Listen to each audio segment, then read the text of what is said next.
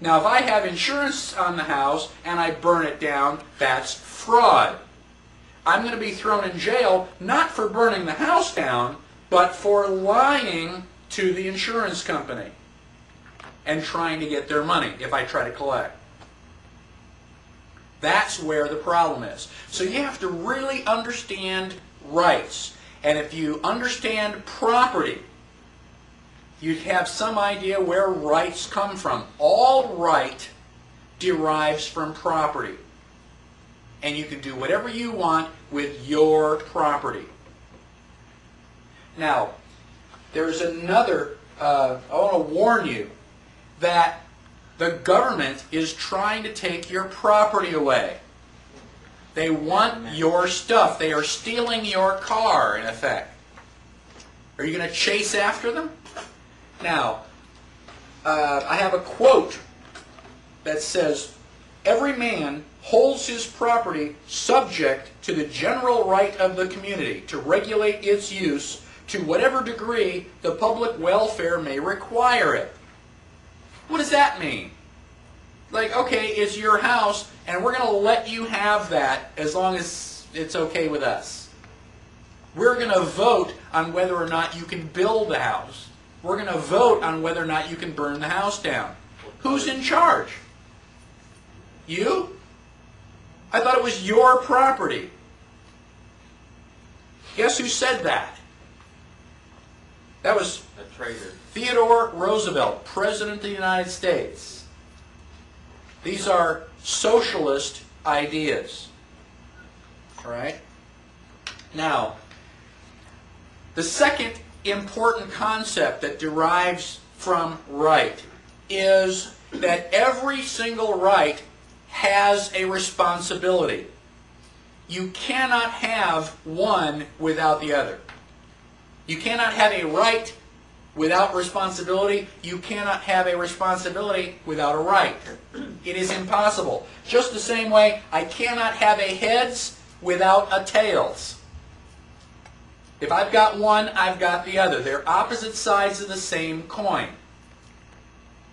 Now, your right holds the responsibility of exercising that right properly.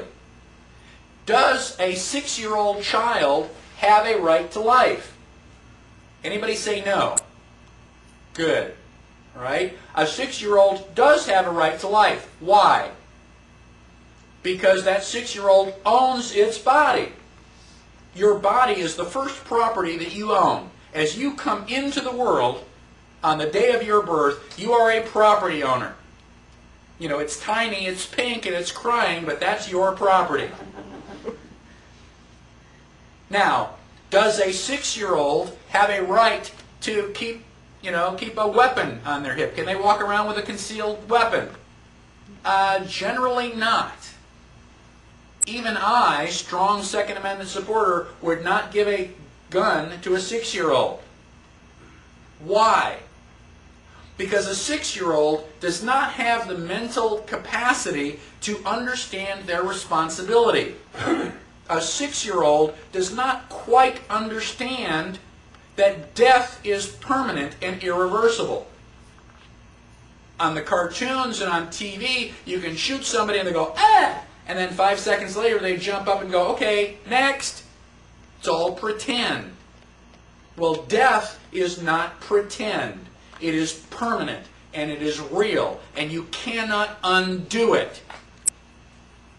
So if you are walking around with a gun and you are capable of taking someone else's life, you better not make a mistake. A 6-year-old is not smart enough to make those decisions. So we deny the 6-year-old the right to exercise carrying a gun and exercising the Second Amendment. It is not because that child is not an American.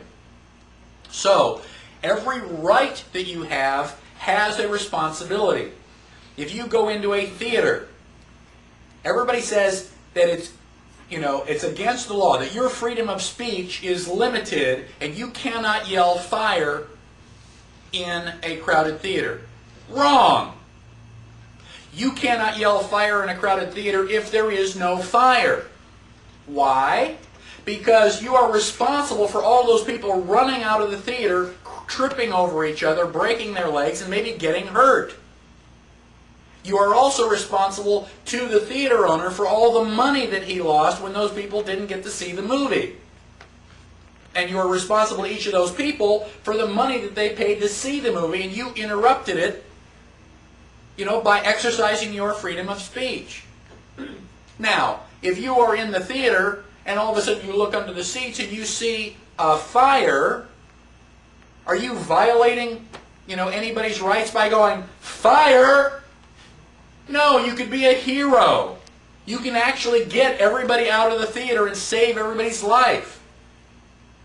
So yelling "fire" in a theater is not a limitation on your First Amendment rights of freedom of speech. What is a limit is your responsibility not to hurt anybody physically with what you say. Now, if I say, "Gosh, you're really ugly," did I hurt your feelings? Perhaps. Have I, extended or overextended my right to freedom of speech? No. I have a freedom of speech to say anything I want, even if you don't like it. That's what freedom of speech is all about. We're going to talk more about that when we get to the Bill of Rights. This topic is all about rights and privileges. A right you don't have to ask. A privilege somebody else of higher authority is giving you permission. And you have to understand what are rights and what are privileges. Rights derive from property. Do you have a right to walk into a restaurant and say, "I'm hungry, feed me," for free? Do you have a right to eat? No. You have a right to eat if it's your food. If it's your property, you can put it anywhere you want, even down your throat. But you do not have a right to anyone else's property. That is a contradiction in terms. If it's not your property, you don't have a right. So you cannot go into a restaurant and say, "Feed me," for free, because the food is not your property. It belongs to somebody else. Do you have a right to free health care? No. Where does your health care come from? Are you going to walk into a doctor's office and say, "Cure me," for free? No. Somebody's got to pay that doctor.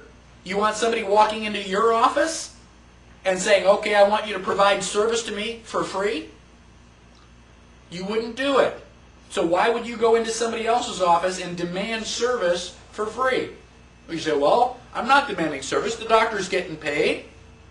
By who? Well, the government or the insurance company pays the money. Really? Where does the government and the insurance company get their money? From somebody else. So do you have a right to somebody else's property?